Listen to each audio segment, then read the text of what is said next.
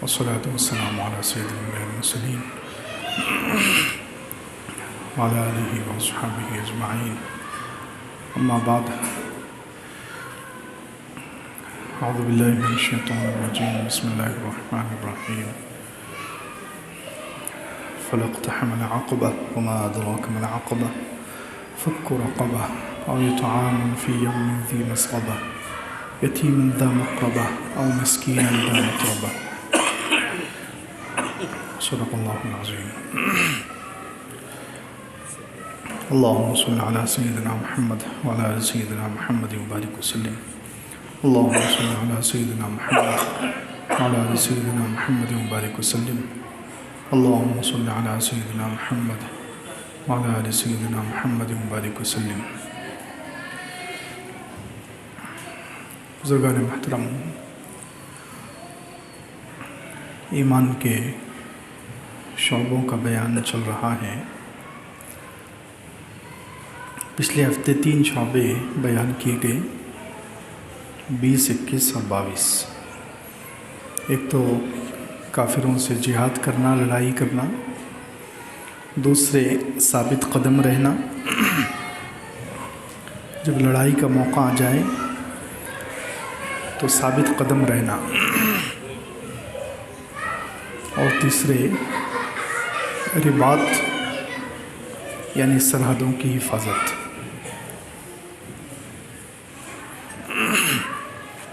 سرحدوں کی حفاظت کے بارے میں بتایا گیا تھا. سرحدوں کی حفاظت یعنی اسلامی ملک جہاں مسلمان رہتے ہیں، مسلمان بستے ہیں، اس ملک کی بارڈر اور اس کی سرحد کی حفاظت جو لوگ کرتے ہیں، مجاہد یا فوجی،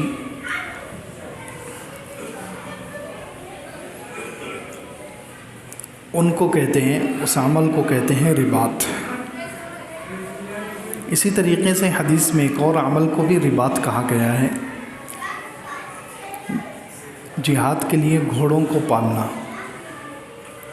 قرآن میں وَمِن رِبَاطِ الْخَيْلِ، پلے ہوئے گھوڑے، یعنی جو گھوڑا اس نیت سے پالا جائے کہ اس پر بیٹھ کر کافروں سے لڑا جائے گا، کافروں سے لڑوں گا، تو اس کو کہتے ہیں رباط. جہاد کے لیے گھوڑے پالنا، یہ بھی عمل شریعت میں رباط کہلاتا ہے. اسی طریقے سے ایک اور عمل، ایک نماز کے بعد دوسری نماز کا انتظار کرنا. ایک نماز کے بعد دوسری نماز کا انتظار کرنا، اللہ کے رسول صلی اللہ علیہ وسلم نے اس کو بھی رباط کہا ہے کہ یہ بھی رباط کی طرح ایک عمل ہے کہ مسلمان ایک نماز کے بعد دوسری نماز کے انتظار میں رہے. اور اس کی بھی بڑی فضیلت بیان ہوئی. ایک تو اس کو رباط کہا گیا، اور رباط کے بارے میں بتایا گیا تھا کہ اس کا اجر و ثواب کتنا ہے کہ ایک دن اگر کوئی شخص رباط میں گزارے، یعنی پہرے داری میں، بارڈر پر رہ کر اسلام اور مسلمانوں کی حفاظت میں ایک دن کسی نے گزار دیا تو وہ ایسے ہے جیسے 1 مہینہ مسلسل اس نے روزے رکھے اور رات بھر عبادت کی. تو اس رباط کی فضیلت جو ہے اللہ کے رسول صلی اللہ علیہ وسلم نے 3 جگہوں کے لیے بیان فرمائی ہے. ایک تو سرحد کی حفاظت کے لیے، دوسرے جہاد کے لیے گھوڑے پالنے والوں کے لیے، اور تیسرے ایک نماز کے بعد دوسری نماز کے انتظار میں رہنا، یہ بھی رباط ہے. خیر، اس کے بعد اگلا ایمان کا شعبہ ہے غلاموں کو آزاد کرنا. غلاموں کو آزاد کرنا یہ بھی ایک ایمان کا شعبہ ہے. اسلام سے پہلے غلاموں کو آزاد کرنے کا اور غلاموں کے ساتھ اچھا سلوک کرنے کا کوئی تصور نہیں تھا. بہت ہی زیادہ انسانوں پر، غلاموں پر ظلم کیا جاتا تھا. اسلام پر کچھ لوگ اعتراض کرتے ہیں کہ اسلام میں بھی غلاموں کا سسٹم کا تذکرہ ہے، قرآن میں ہے، حدیث میں ہے. قرآن میں بھی غلاموں کا تذکرہ کیا گیا اور حدیث میں بھی کیا گیا. تو وہ اسلام پر ایسے اعتراض کرتے ہیں جیسے یہ غلاموں کا سسٹم اسلام نے شروع کیا ہے، حالانکہ ایسی بات نہیں ہے۔ اسلام سے ہزاروں سال پہلے سے یہ غلاموں کا سلسلہ زمانے میں دنیا میں پوری دنیا میں یہ چلتا تھا۔ حضرت یوسف علیہ السلام کا واقعہ خود قرآن نے بیان کیا، جو حضور صلی اللہ علیہ وسلم سے ہزاروں سال پہلے ہے، پتہ نہیں 5000 سال 7000 سال پہلے، کتنے ہزار سال پہلے حضرت یوسف علیہ السلام تھے حضور صلی اللہ علیہ وسلم سے پہلے۔ تو حضرت یوسف علیہ السلام کو غلام بنائے جانے کا تذکرہ قرآن میں ہے۔ تو یہ غلاموں کا سلسلہ اسلام نے نہیں شروع کیا، یہ ہزاروں سال پہلے سے چلا آتا تھا۔ اسلام نے تو ان کے حقوق بتلائے، غلاموں کے حقوق۔ اس زمانے میں کوئی بھی غلاموں کے حق ادا نہیں کرتا تھا، بلکہ غلاموں کو جانوروں سے زیادہ بدتر، اور ان کے ساتھ جو سلوک ہوتا تھا وہ جانوروں سے زیادہ برا۔ بعض تاریخی روایتوں میں ہے، تاریخ میں لکھا ہوا ہے کہ اس زمانے میں جب وہ لوگ رات میں پارٹی کرتے تھے، کوئی بڑا مالدار آدمی، بڑا سیٹ دعوت دیتا تھا رات میں، تو اب رات میں کھانا کھانے کے لیے اجالا چاہیے، تو وہ لوگ اجالے کے لیے کیا کرتے تھے؟ غلاموں کو آگ لگاتے تھے، غلاموں کو آگ لگا دیتے تھے۔ جب تک وہ جلتا رہے گا یہ لوگ مزے بھی لیتے تھے کہ دیکھو کیسے جل رہا ہے، کیسے چلا رہا ہے، اور اس کی روشنی میں کھانا کھاتے تھے۔ نعوذ باللہ۔ اب اندازہ لگائیے کتنی جاہلیت ہے، ایک انسان جو ہے جل رہا ہے سامنے، اور یہ لوگ اس کی آگ کی روشنی میں کھانا کھا رہے ہیں اور مزے لے رہے ہیں، ہنس رہے ہیں، مسکرا رہے ہیں۔ اتنا غلاموں پر اتنا ظلم ہوتا تھا اس زمانے میں، زمانہ جاہلیت میں، اتنا بدتر سلوک، وحشیانہ سلوک ان سے کیا جاتا تھا۔ اسلام نے تو غلاموں کو کتنا محفوظ کر دیا، اللہ کے رسول صلی اللہ علیہ وسلم نے کتنے حقوق بتلائے کہ یہ تمہارے بھائی کی طرح ہیں، اخوانکم۔ غلاموں کے بارے میں کوئی سوچ بھی نہیں سکتا تھا کہ اللہ کے رسول صلی اللہ علیہ وسلم نے آزاد لوگوں کو، مالکوں کو کہا کہ یہ غلام تمہارے بھائی ہیں، اللہ نے تمہارے ہاتھ کے نیچے انہیں کر دیا ہے، اس لیے تم جو کھاتے ہو وہ ان کو کھلاؤ، تم جو پہنتے ہو وہ ان کو پہناؤ۔ اب اندازہ لگائیے اس زمانے میں کوئی سوچ سکتا تھا کہ مالک جو پہنتا ہے وہی غلام بھی پہنے، مالک جو کھاتا ہے وہی غلام بھی کھائے؟ لیکن اسلام نے اتنے حقوق بتلائے، پھر ان کو آزاد کرنے کے طریقے بتلائے۔ ان کو آزاد، پہلے زمانے میں جب جنگ ہوتی تھی، لڑائی ہوتی تھی، تو جتنے لوگ، جو جیت گیا، جو فاتح ہے، جو لڑائی جیت جاتا تھا، تو سامنے والے جتنے مرد اور عورتیں سب اس کے غلام بن جاتے تھے۔ تو وہ یا تو ان کو غلام بنا کر رکھتے تھے اپنے پاس، یا قتل کر دیتے تھے، تیسرا کوئی آپشن نہیں تھا۔ یا تو ان کو ہمیشہ کے لیے زندگی بھر کے واسطے غلام بنا دیتے تھے۔ آزاد لوگ ہیں، خالی لڑائی ہوئی، ان کے خلاف کامیابی مل گئی، فتح مل گئی، تو اس کو ہمیشہ کے لیے غلام بنا لیتے تھے۔ تو یا تو وہ غلام بنا کر رکھ لیتے تھے یا قتل کر دیتے تھے۔ لیکن اسلام نے اس میں بھی اور راستے نے، آسانیاں پیدا کی کہ تم ان غلاموں کو پیسے لے کر چھوڑ سکتے ہو، جو جنگ میں تمہارے ہاتھ میں آ جائے، فَإِمَّا مَنًّا بَعْدُ وَإِمَّا فِدَاءً، 26ویں پارے میں، کہ پیسے لے کر ان کو چھوڑ دو، یا ویسے ہی اگر معلوم ہو کسی کے بارے میں کہ یہ بہت ہی شریف ہے، اس کو تاکید کریں گے، تنبیہ کریں گے، ڈانٹیں گے، تو آئندہ یہ کبھی مسلمانوں کے خلاف نہیں لڑے گا، تو ویسے ہی چھوڑ دو۔ تو اتنے آپشن کہ اس کو ویسے ہی چھوڑ سکتے ہو، پیسے لے کر چھوڑ سکتے ہو، یا غلام بنا سکتے ہو، یا مسلمانوں کے غلام، مسلمانوں کے کچھ لوگ اگر کافروں کی قید میں ہیں تو اس کا تبادلہ بھی کر سکتے ہو، اپنے پاس جو غلام ہیں وہ کافروں کو دے دو اور اپنے مسلمان اس کے بدلے میں چھڑا لو۔ تو اتنے سارے راستے۔ تو خیر، ایمان کا ایک شعبہ ہے غلاموں کو آزاد کرنا، گردنوں کو جو غلام ہو چکی ہیں ان کو آزاد کرنا، اور یہ اتنا بڑا عمل بتلایا گیا، اس کو اتنا بڑا عمل کہا گیا کہ 30ویں پارے میں اللہ تعالیٰ نے یہاں تک کہا فَلَقْتَحَمَ الْعَقَبَةَ وَمَا أَدْرَاكَ مَا الْعَقَبَةُ۔ غلاموں کو آزاد کرنا، کسی گردن کو آزاد کرنا، یا آج کے زمانے میں کچھ علماء کہتے ہیں کہ اس کو اس پر بھی فٹ کیا جا سکتا ہے کہ کوئی مسلمان بے قصور جیل میں زندگی گزار رہا ہے، کوئی مسلمان بے قصور جیل میں زندگی گزار رہا ہے، کافروں کی جیل میں ہے اور بے قصور اس کو جیل میں ڈال دیا گیا، اب اس پر ظلم ہو رہا ہے، اس کی زندگی اس میں ضائع ہو رہی ہے، تو ان کو چھڑایا جائے۔ یہ بھی انسان کو آزاد کرنے کی طرح ہے، کسی کو جیل سے چھڑا لینا، کسی کو جیل سے آزاد کرا دینا، کیونکہ ہم سب جانتے ہیں کہ جیل میں جو اللہ کے دشمن ہوتے ہیں، کافر ہوتے ہیں، وہ خاص طور سے مسلمانوں کے ساتھ کتنا برا سلوک کیا جاتا ہے، کتنا وہاں پر ظلم، کیسا تشدد اور کیسی سختیاں کی جاتی ہیں کہ انسان جو ہے تصور بھی نہیں کر سکتا، سوچ بھی نہیں سکتا، ایسی ایسی سزائیں دی جاتی ہیں۔ تو خیر یہ کسی کی گردن آزاد کرانا کتنا بڑا عمل ہے کہ اللہ تعالیٰ نے قرآن میں فرمایا فَلَقْتَحَمَ الْعَقَبَةَ۔ کچھ لوگ ہیں، اگر کوئی مسلمان یہ چاہتا ہے کہ وہ اس گھاٹی کو ڈائریکٹ چھلانگ لگا کر پار کر لے، اب گھاٹی یہ دنیا کی گھاٹی ہے، دنیا کی گھاٹی، اس میں کتنی پیچیدگیاں ہیں، کتنی مشکلات ہیں، اس میں ایمان کو محفوظ کرنا، پھر موت کی گھاٹی، موت کے وقت ایمان سلامتی کے ساتھ لے کر چلے جانا، جنت تک پہنچنا کتنا مشکل کام ہے۔ یہ ساری گھاٹیوں کو وہ چھلانگ لگا کر پار کر لے اور سیدھا جنت میں کودی مارے، تو اس کے لیے کیا عمل ہے؟ اللہ تعالیٰ نے 2-3 عمل، یہاں پر 2 ہی عمل ذکر کیے ہیں۔ فک رقبہ، غلام آزاد کرو۔ فلقتحم العقبہ، اس نے گھاٹی کو چھلانگ لگا کر پار کر لیا۔ وما ادراک ما العقبہ، آپ کو معلوم ہے کہ وہ گھاٹی کیا ہے؟ فک رقبہ، غلام کو آزاد کرنا۔ او اطعام فی یوم ذی مسغبہ، یا بھوک والے دن میں کسی کو کھانا کھلانا۔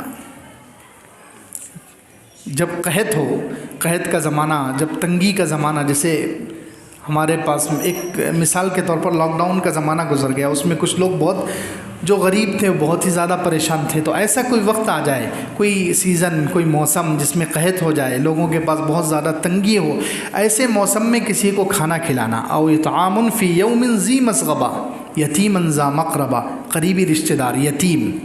او مسکینا ذا متربہ، یا وہ مسکین جو خاک نشین ہو، یعنی اس کے پاس کچھ بھی نہیں رہا، بیچارہ مٹی چاٹنے پر مجبور ہے، کچھ بھی نہیں ہے اس کے پاس، ایسے کو کھانا کھلانا اور غلام آزاد کرنا۔ یہ اتنے بڑے عمل ہیں کہ انسان ڈائریکٹ یہ دنیا کی ساری گھاٹیاں اور مشکلات پار کر کے سیدھا جنت میں چلا جاتا ہے۔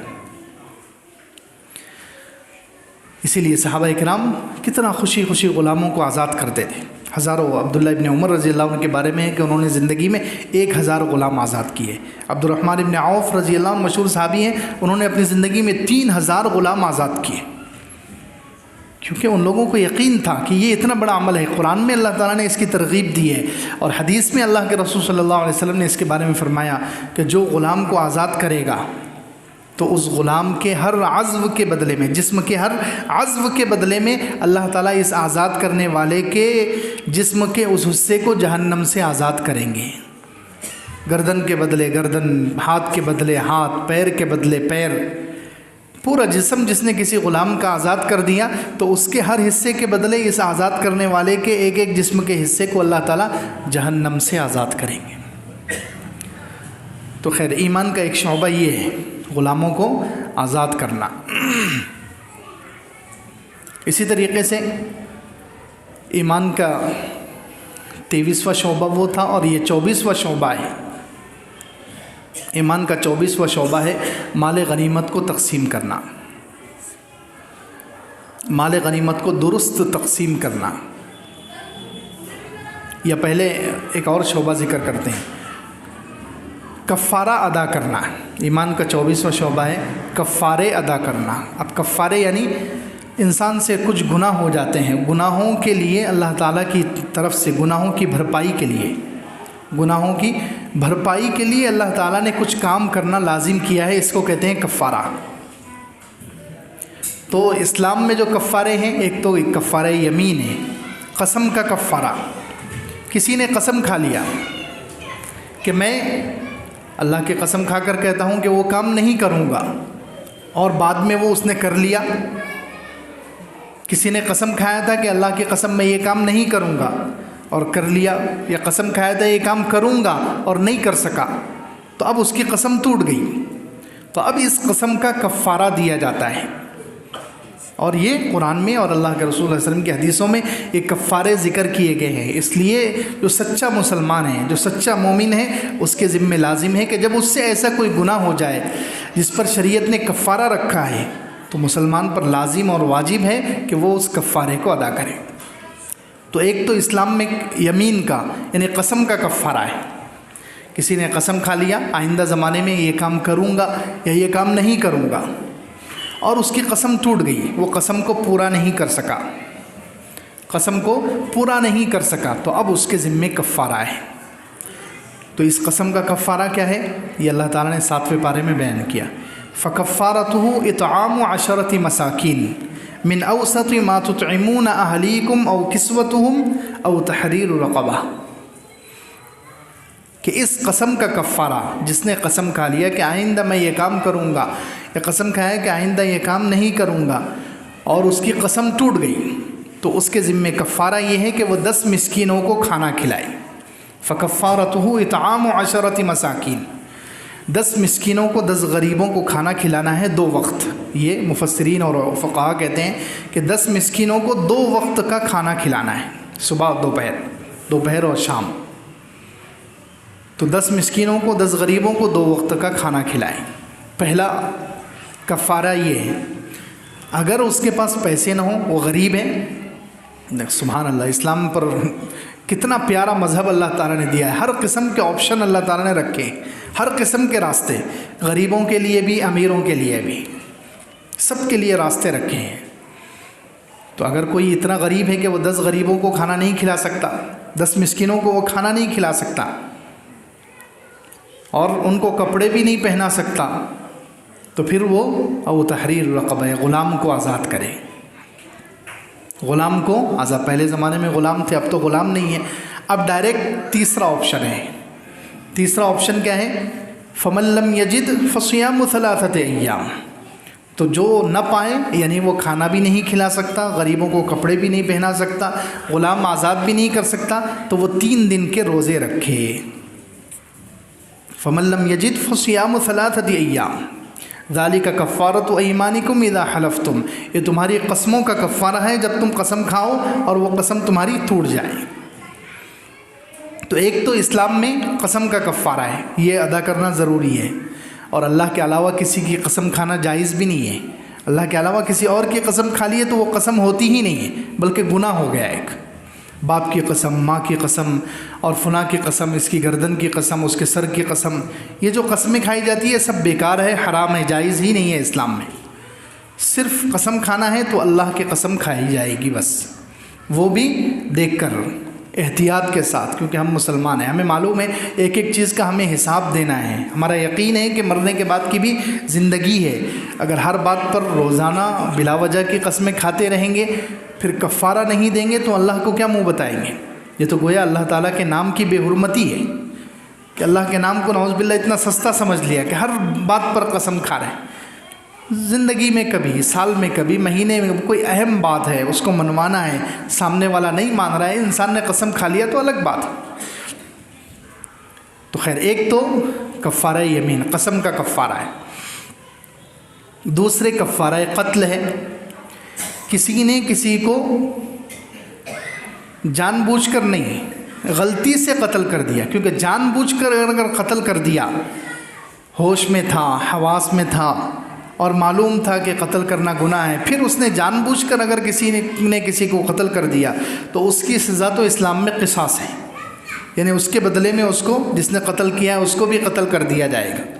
تو جان بوجھ کر قتل کرنے کا تو یہ بدلہ ہے، لیکن غلطی سے کسی نے قتل کر دیا، جیسے آج کل ایکسیڈنٹ ہو گیا، غلطی سے جو ہے کسی کے گاڑی سے اڑا دیا، غلطی ہو جاتی ہے، انسان جان بوجھ کر نہیں کرتا۔ یا پھر ایک اور غلطی ایسی ہوتی ہے کہ کوئی شخص شکار کے لیے گیا، اس زمانے میں شکار کے لیے جاتے تھے، اب اس نے تیر چلایا تو وہ نشانات ہوتا ہرن کو مار رہا ہے یا کسی جانور کو مار رہا ہے، لیکن وہ ہرن چلا گیا اور سامنے انسان آ گیا، اس کو لگ گیا، تو یہ قتل خطا اس کو کہتے ہیں، غلطی سے قتل ہو گیا، ارادہ نہیں تھا اس کا قتل کرنے کا، ارادہ جانور کو قتل کرنے کا تھا۔ تو غلطی سے قتل ہو جائے تو قرآن میں اللہ تعالیٰ نے کہا ہے کہ اس کا کفارہ ادا کرنا ضروری ہے، اس کا کفارہ غلام آزاد کر کے دیا جاتا ہے، یہ کفارہ قتل ہے۔ تو دوسرا کفارہ جو ہے یہ کفارہ قتل ہے۔ اسی طریقے سے تیسرا کفارہ اسلام میں کفارہ زہار کہتے ہیں کہ کوئی شخص اپنی بیوی کو کہے کہ تو مجھ پر میری ماں کی پیٹھ کی طرح ہے، یہ عربی میں پہلے زمانے میں زمانہ جاہلیت میں ایک جملہ چلتا تھا، انت علیہ کا ظہری امی، طلاق دینا ہو ہمیشہ کے لیے بیوی کو اگر حرام کرنا ہو تو وہ لوگ یہ جملہ کہتے تھے، انت علیہ کا ظہری امی، تو مجھ پر میری ماں کی پیٹھ کی طرح ہے۔ ایسا جس نے بیوی کو کہہ دیا تو زمانہ جاہلیت میں اس کے پاس اب کوئی آپشن نہیں بچا، وہ بیوی ہمیشہ کے لیے حرام ہو جاتی تھی۔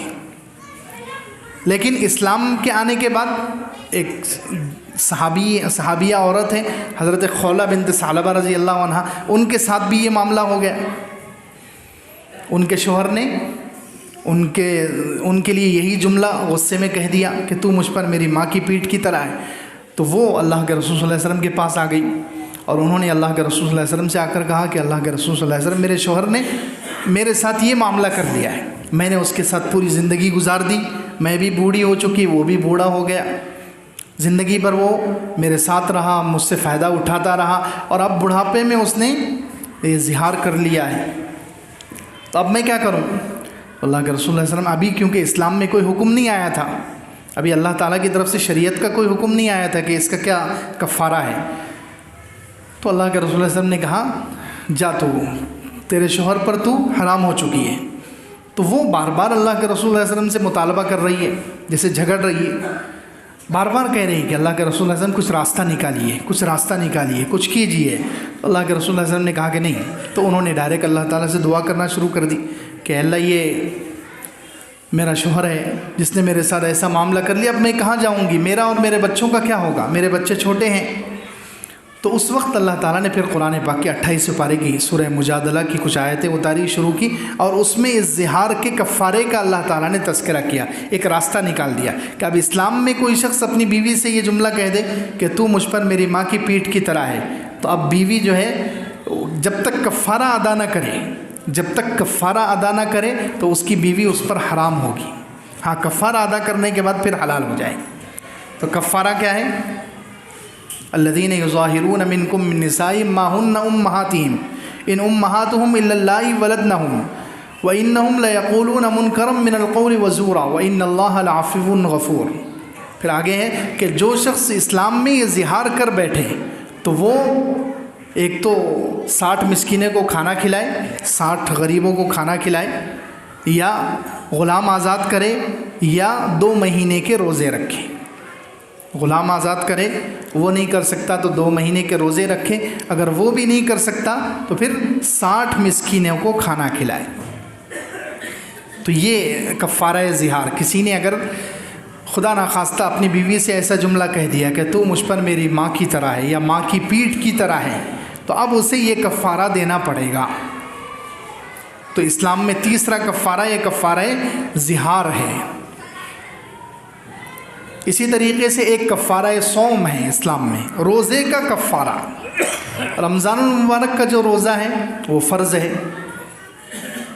اس روزے کو کسی نے جان بوجھ کر توڑ دیا، جان بوجھ کر پانی پی لیا، جان بوجھ کر کھانا کھا لیا، یا جان بوجھ کر بیوی سے ملاقات کر لی، یعنی یاد ہے، معلوم ہے کہ میں روزہ ہوں، اور جان بوجھ کر اس نے پانی پی لیا، جان بوجھ کر کھانا کھا لیا ہوش اور حواس میں، اور جان بوجھ کر بیوی سے ملاقات کر لی، تو اب روزہ ٹوٹ گیا، اور اس روزے کی قضا بھی ہے اور روزے کا کفارہ۔ اس کا کفارہ کیا ہے؟ بخاری شریف میں ہے کہ اللہ کے رسول صلی اللہ علیہ وسلم بیٹھے ہوئے حضرت ابو ہریرہ رضی اللہ عنہ روایت کرتے ہیں کہ اللہ کے رسول صلی اللہ علیہ وسلم تشریف فرما تھے، ایک صحابی آئے اور انہوں نے آ کر کہا کہ اللہ کے رسول صلی اللہ علیہ وسلم میں برباد ہو گیا۔ تو اللہ کے رسول صلی اللہ علیہ وسلم پوچھا کیا ہو گیا، تم کیسے برباد ہو گئے؟ تو انہوں نے کہا کہ میں روزے کی حالت میں نے بیوی سے ملاقات کر لی ہے، بیوی سے ہم بستر ہو گیا ہوں، تو اب میں اس وجہ سے ہلاک اور برباد ہو گیا کہ میں نے اتنا بڑا گناہ کر لیا۔ تو اللہ کے رسول صلی اللہ علیہ وسلم نے ان سے کہا کہ کیا تم غلام آزاد کر سکتے ہو؟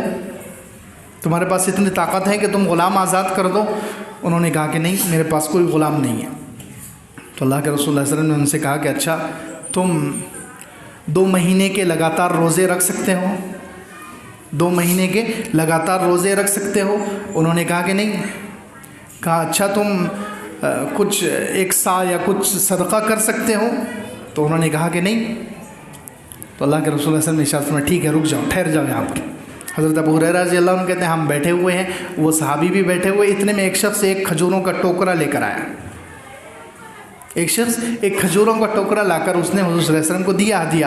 تو حضور صلی اللہ علیہ وسلم نے وہ ہدیہ ان صحابی کو دے دیا کہ لو اس سے تم اپنا کفارہ ادا کر لو، اس کو تقسیم کر لو، غریبوں میں بانٹ دو، تمہارا کفارہ ہو جائے گا. اب وہ صحابی بیچارے وہ کہنے لگے کہ اللہ کے رسول صلی اللہ علیہ وسلم، مدینے کے دو پہاڑوں کے درمیان میرے سے زیادہ غریب فیملی اور گھر پورے مدینے میں کوئی نہیں ہے، میں کیا کسی کو دوں. تو اللہ کے رسول صلی اللہ علیہ وسلم مسکرائے، اتنا مسکرائے کہ آپ کے مبارک دانت کھل گئے، حتیٰ بدت نواجذہ. حضور صلی اللہ علیہ وسلم اتنی زور سے مسکرائے کہ آپ کے دانت نظر آنے لگے، اور حضور صلی اللہ علیہ وسلم نے کہا اچھا ٹھیک ہے تو ہی کھا لے. تو یہ صرف ان کے لیے تھا، یہ عام لوگ سب کے لیے نہیں ہے، یہ صرف ان کے ساتھ خاص تھا کہ حضور صلی اللہ علیہ وسلم نے ان کو اجازت دے دی کہ اپنا جو کفارہ ہے وہ خود ہی کھا لو. تو یہ ان کی حد تک ہے. لیکن ہمیں تو اس حدیث سے معلوم ہوا کہ اگر کسی نے جان بوجھ کر روزہ توڑ دیا، رمضان المبارک کا فرض روزہ جان بوجھ کر کسی نے توڑ دیا، تو اس پر یہ پینلٹی ہے کہ یا تو وہ غلام آزاد کرے یا کفارے میں 2 مہینے لگاتار روزے رکھے، 2 مہینے لگاتار روزے رکھے. ہاں اگر ایک بھی روزہ چھوٹ گیا تو پھر ڈبل سے رکھنے پڑیں. 1 مہینہ روزہ رکھا 40 دن یا 55 دن روزہ رکھنے کے بعد ایک روزہ چھوٹ گیا تو پھر ڈبل سے پہلے سے رکھنا ہے. 2 مہینے ایسا کفارہ ہے اس کا، 2 مہینے لگاتار روزے رکھنا ہے بغیر کسی گیپ کے، یا پھر صدقہ کریں. تو خیر یہ ایمان کا ایک شعبہ ہے کہ غلاموں کو آزاد کرنا، کفارے ادا کرنا، چاہے قسم کا کفارہ ہو یا قتل کا کفارہ ہو یا زہار کا کفارہ ہو یا روزے کا کفارہ. کسی پر اگر یہ کفارے آئے ہیں تو ضروری ہے، لازم ہے اسلام میں کہ وہ ان کفاروں کو ادا کرے. یہ بھی ایمان کا ایک شعبہ ہے. اسی طریقے سے ایمان کا ایک شعبہ 26واں شعبہ ایمان کا شعبہ ہے مال غنیمت کو برابر تقسیم کرنا. مال غنیمت جو مال اس زمانے میں کافروں سے ملتا تھا لڑائی کے بعد، اس مال کو درست صحیح تقسیم کرنا، اس میں کوئی خیانت نہ کرنا، اس میں کوئی خیانت نہ کرنا. یہ تو اللہ کے رسول صلی اللہ علیہ وسلم کی ایک حدیث ہے، اس میں کہا گیا کہ قیامت کے قریب لوگ کیا کریں گے، مال غنیمت کو صحیح تقسیم نہیں کریں گے. یہ قیامت کے قریب کی علامت بتلایا گیا. تو علماء کہتے ہیں کہ صرف مال غنیمت مراد نہیں ہے، بلکہ جو بھی اجتماعی اموال ہے، جو بھی اجتماعی پیسہ جہاں پر مسلمانوں کا جمع ہوتا ہے، جہاں پر سب مسلمانوں کا پیسہ جمع ہوتا ہے اور سب کا اس میں حق ہو جاتا ہے، وہ سب مال یہاں پر مراد ہے. جیسے مسجد میں سب کا پیسہ جمع ہوتا ہے، سارے مسلمان اس میں پیسہ دیتے ہیں، مدرسے میں سارے مسلمان پیسہ دیتے ہیں، یا اور بھی کوئی تنظیم ہو جہاں پر سب مسلمان پیسہ دیتے ہیں، تو اس پیسے کو صحیح استعمال کرنا، اس کو صحیح تقسیم کرنا. اس میں اگر خیانت ہوگی تو یہ بڑی زبردست، بڑی خطرناک خیانت ہے، بلکہ اس کی وجہ سے ہو سکتا ہے جنت کا راستہ بند ہو جائے، جنت کا دروازہ بند ہو جائے. اور حدیث میں کہ اس کے واقعات بھی آئے ہیں.